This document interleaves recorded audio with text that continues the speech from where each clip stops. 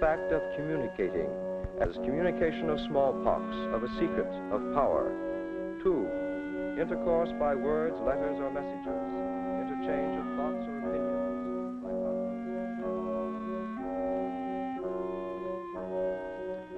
In the broadest aspects of communication, much work has recently been done to clarify theories and make them workable. The era we are entering might well be characterized as an era of communication. This film will touch in the most elementary way some aspects of the subject that are of daily concern to all of us. Here is Claude Shannon's diagram by which almost any communication process can be schematically represented. The information source selects the desired message out of a set of possible messages. The transmitter changes the message into the signal, which is sent over the communications channel to the receiver, where it is decoded back into the message and delivered to the destination. Every such system contains noise. Noise is a term used in the communications field to designate any outside force which acts on the transmitted signal to vary it from the original. In this usage, noise does not necessarily mean sound. Reading is a form of communication where the word is the signal, the printed page the transmitter, light the channel, the eye the receiver. Here sound can act as noise and interfere with the message. But in some situations, like reading on a train where the sound level is normally high, it is not the sound that interferes with the communication process as much as the motion and the unpredictable quality of the light source. Quality of light and motion then becomes noise. In radio, noise could be static. In television, noise is often the distortion of the picture through transmitting or receiving. In a typewritten message, the noise source could be in the quality of the ribbon or the keys, and we are all familiar with the carbon copies that keep getting progressively worse. If anything acts on the signal so as to vary it in an unpredictable and undesirable way in the communication system, it is noise. We can consider telegraphy in terms of this same diagram. We will use a New York stockbroker's office as the information source and a Los Angeles stockbroker's office as the destination. There may exist at the information source just two possible messages, buy or sell. From these two, the message sell is selected, then coded to the telegraphic key transmitter and sent over the channel in electrical impulse signals, decoded by the receiver back into the message sell, and delivered to the destination.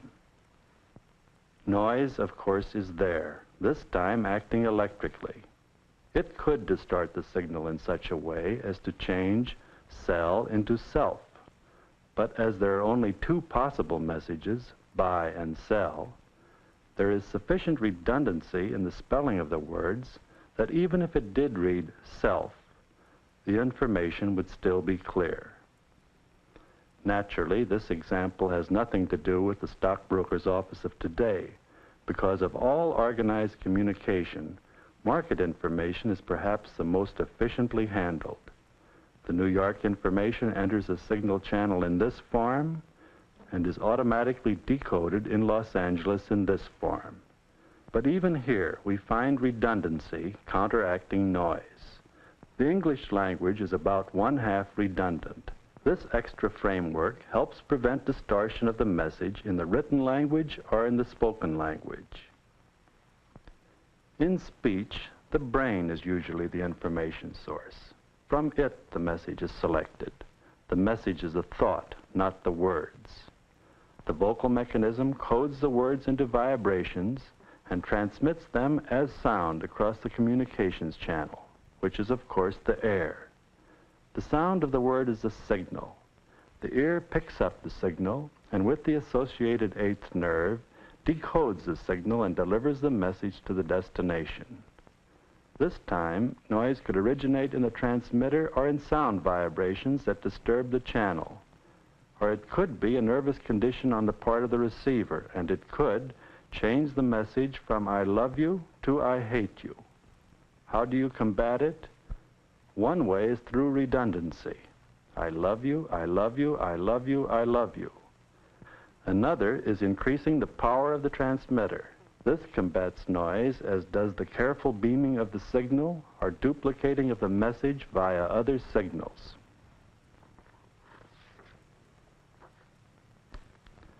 Now let's consider amount of information communicated. The message cell contained 1 bit or unit of information because it was a choice of 2 possible messages, buy or sell. A choice of 2 gives 1 bit of information. This is the amount of information that one on-off circuit can handle at one time. It can be on or off. 2 bits of information is the amount 2 circuits can handle. There is a choice of 4 possible conditions: on-off, off-on, on-on, or off-off. 3 circuits can handle 3 bits, or a choice of 8 possibilities. 4 circuits, 4 bits, or 16 possibilities. 5 bits, 32 possibilities. 6 bits, 64. Amount of information increases as the logarithm of the number of choices. The message I love you to communicate information must also be a choice of other messages, because if the information source were so loaded with feelings of love as to be incapable of any other thought, then surely by the time the words I love you were spoken, no information was communicated at all. No information, yet previous experiences could make those 3 words convey great meaning. Source, message, transmitter, channel, message, destination.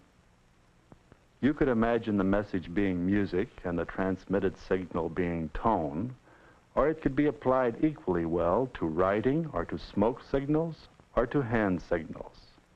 But let's take painting as another example of a signal transmitting a coded message. Information source, mind and experience of painter. Message, his concept of a particular painting. Transmitter, his talent and technique. Signal, the painting itself. Receiver, all the eyes and nervous systems and previous conditionings of those who see the painting. Destination, their minds, their emotions, their experience. Now in this case, the noise that tends to disrupt the signal can take many forms. It can be the quality of the light, or the color of the light, or the prejudices of the viewer, or the idiosyncrasies of the painter. But besides noise, there are other factors which can keep the information from reaching its destination intact. The background and conditioning of the receiving apparatus may so differ from that of the transmitter that it may be impossible for the receiver to pick up the signals without distortion. In any communication system, the receiver must be able to decode something of what the transmitter coded, or no information gets to the destination at all. If you speak Chinese to me, I must know Chinese to understand your words. But even without knowing the Chinese language, I can understand much of your feelings through other codes we have in common. There are systems of communication where there is no redundancy and no duplication of the message. Here, knowledge of the code is essential. In planning 1 if by land, 2 if by sea, the fellow on the opposite shore simply had to know the code. But there are also many examples of times when the message has been conceived and the signal sent long in advance of understanding or acceptance of the code employed. In the case of Galileo or Socrates, it did not in time matter that the receivers of their time were not tuned to receive their signal. The ultimate transmission of such a message represents communication of a very complex order. Other high-level communication occurs in very different areas. A wave breaking on a beach brings a world of information about events far out at sea. It can tell of winds and storms, the distance and the intensity. It can locate reefs and islands and many things, if you know the code.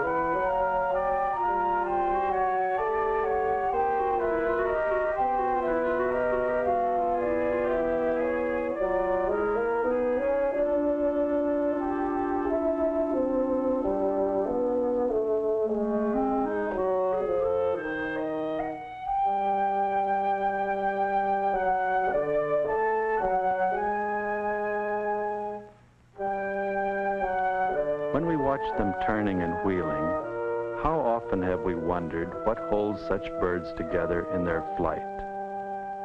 Communication is that which links any organism together. It is communication that keeps a society together. And though these people seem unaware of each other's existence, neither looking nor speaking, one group meets and filters through the other, with hardly two individuals coming in contact. So constant is the flow of information, and so complex the web of communication that keeps them apart and holds them together. The symbol, the abstracting of an idea, communication at once anonymous and personal. Personal because of the countless individuals that created its form, each one who in his turn added something good or who took something bad away. Anonymous because of the numbers of individuals involved and because of their consistent attitude. These are examples of communication of an idea through symbols, but there can also be communication through symbols to an idea, as in the burnt offering or in the flame of the candle.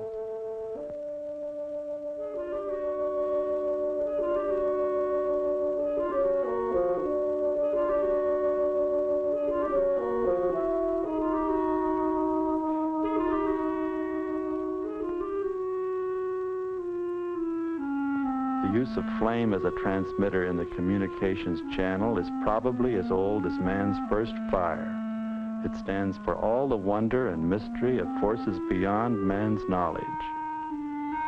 The storm warning flags are part of a long evolutionary tradition of signals, but their beginnings were probably in basic reactions to color and form, basic enough to make their communications carry beyond the barriers of language and custom.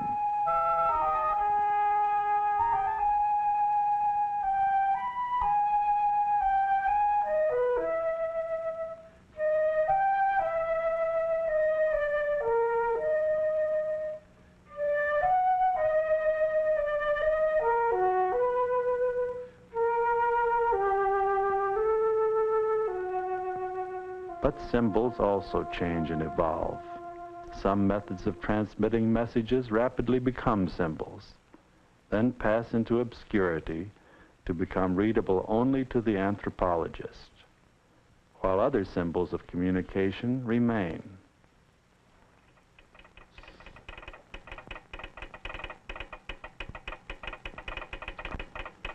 The message being transmitted here may be unlimited in the range and the subtlety of its ideas.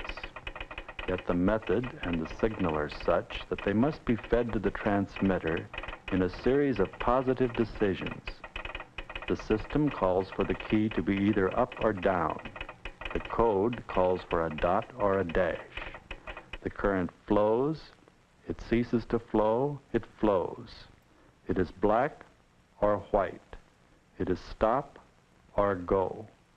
On or off, one or none, go or no go, are black or white, as in this small area from a halftone reproduction in a magazine. The press that printed it is capable of printing but one color of ink at a time, in this case black ink on white paper. In order to transmit the image, it had to be broken down to many points of decision, black or white. We know that such a limitation is not at all restricting if enough decisions are made. In this case, 500,000 decided points give fair rendition. 1,000,000 would be better. Conventional printing of color is no different except that with the added factor of color, 4 times the number of decisions had to be made. One set in yellow, one in red, in blue, and in black. Whenever added factors in a problem are recognized, the number of decisions necessary for the solution grows by large leaps. As theories and equipment and men develop, it becomes apparent that one sure way of handling multiple factors is to build a system that can handle each decision in its time. Men have long known the theory on which complex problems of many factors can be solved, but the number of decisions, the calculations necessary were prodigious, and not until the recent development of the electronic calculator could these areas be touched. The problem became one of communication between man and machine, between machine and machine, between machine and man. The chords are punched or not punched. Light passes or stops. And by this binary system, information is fed the machine. In a moment, we will hear sounds which are an actual product of a huge calculator. The frequencies are made audible to check its functioning and, in a way, feel its pulse. Here it is.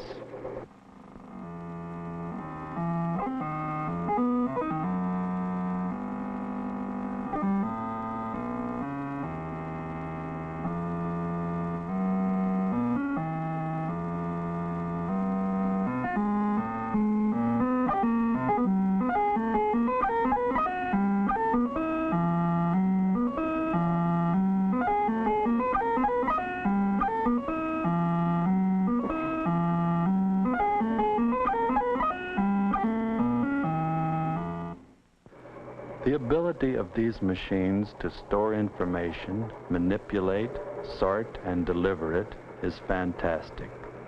And with their complex feedback systems, their memories, their almost human reactions to situations, it is understandable that they are popularly referred to as brains. The greatest fallacy in the comparison is one of degree. The decisions made by the machines are comparable in number to 500,000 in this halftone. But far greater is the number of stops and goes performed by the human nervous system in order to complete the simplest act. So great that if each decision were represented by a small halftone dot, the total area of dots would cover several earths. Such is the magnitude we reach when a number like 500,000 is raised to the 4th power. As flowing as the human movements may seem, they are actually the product of these countless yes-no decisions communicated with great speed to and from all parts of the body. The channel is the nervous system. Each nerve is made up of hundreds of fibers. The decision is the impulse of a single nerve fiber, an all-out event, a trigger process, which is set off like an explosion when the stimulus exceeds the ignition point. The dot in the halftone, the hole in the tape. Each is a separate fire, no-fire signal, but together they add up to a smooth, sometimes incredibly complex action that often seems more vague than decisive. Yet many things which we accept as undecided vagaries would be, if we could bring our focus in sharp, decisive individual units. It is the responsibility of selecting and relating parts that makes possible a whole which itself has unity.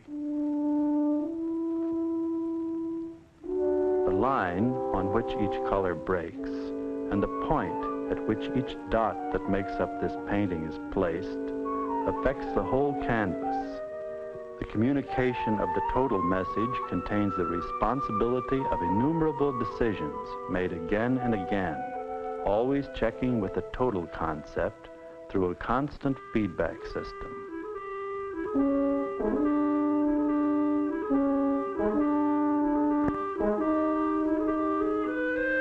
These elements of a communication system act together as one great tool. And though the tool may perform a complex task, it can never relieve the man of his responsibility. No matter where it occurs, no matter what the technique, communication means the responsibility of decision all the way down the line.